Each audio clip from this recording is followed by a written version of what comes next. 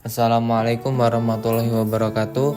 Perkenalkan, nama saya Ramadhani Erlangga dari kelas HTNJ NPM 2321020094, ingin membacakan tugas fikih mawaris untuk kelompok 1. Fikih mawaris A. Sejarah hukum kewarisan pada masa pra-Islam. Masa pra-Islam dikenal juga dengan masa jahiliyah, yaitu masa di mana bangsa Arab selalu melakukan peperangan dan bertindak tidak adil pada masa itu. Kehidupan orang Arab bergantung pada hasil perniagaan, jarahan, dan hasil rampasan perang dari bangsa-bangsa yang mereka taklukkan.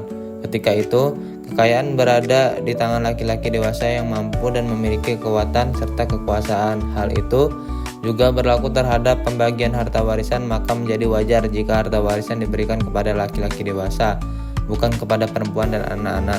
Pada masa pra-Islam, warisan dapat diberikan jika ada hubungan kekerabatan. Selain itu, mereka berkeyakinan bahwa harta warisan dapat diberikan kepada orang-orang yang mempunyai perjanjian, prastia, dan anak-anak yang diadopsi.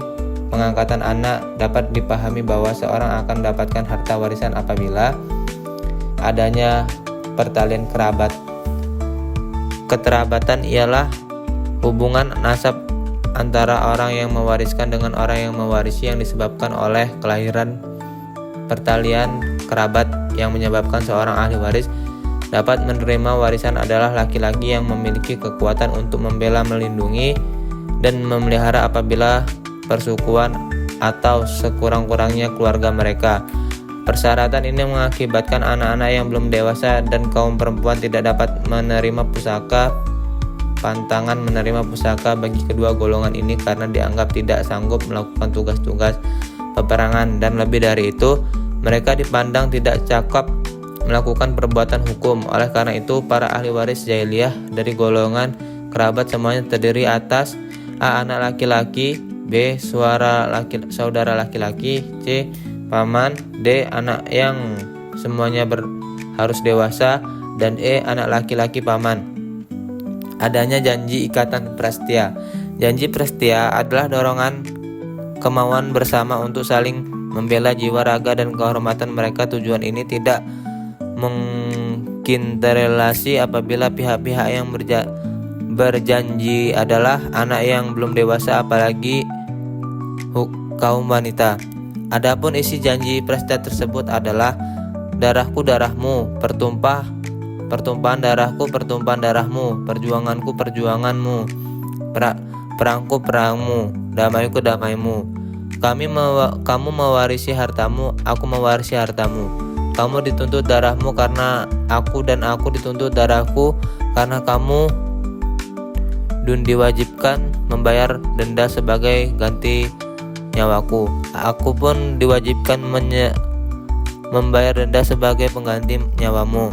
Konsekuensi janji setia itu adalah jika salah satu pihak meninggal dunia, maka pihak lainnya masih hidup berhak memfuskai harta peninggalan partnernya sebanyak 1/6 bagian harta peninggalannya.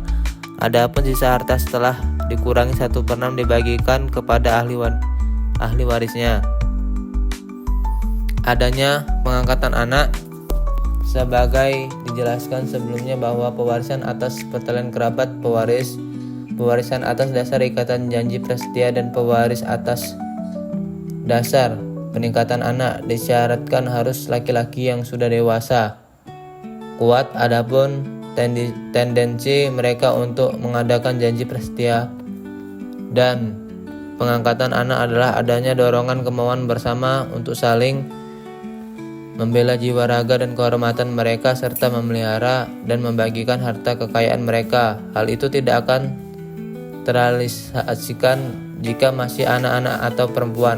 Sebelum diangkat menjadi Rasul, Nabi Muhammad SAW mengangkat Zaid ibn Harits menjadi anak angkatan, dan dikatakanlah Zaid bin Muhammad. Beliau mengangkat Zaid ini sebagai anaknya sesudah Zaid dimerdekakan. Abu Hudzaifah bin Utbah mengangkat Salam menjadi anaknya, dan dikatakanlah Salim ibn Abu Hudzaifah.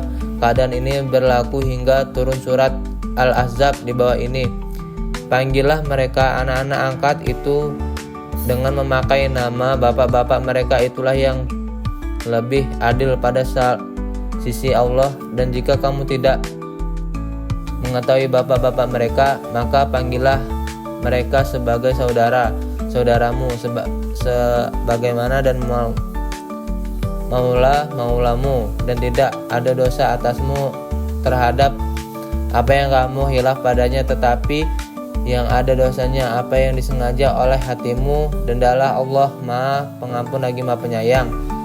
Ayat ini menegaskan bahwa Nabi Muhammad SAW bukanlah ayah dari seorang anak angkat Zaid, dan anak angkat tidaklah dapat ditangkap sebagai anak sendiri, serta anak angkat itu haruslah dibangsakan kepada ayah mereka sendiri.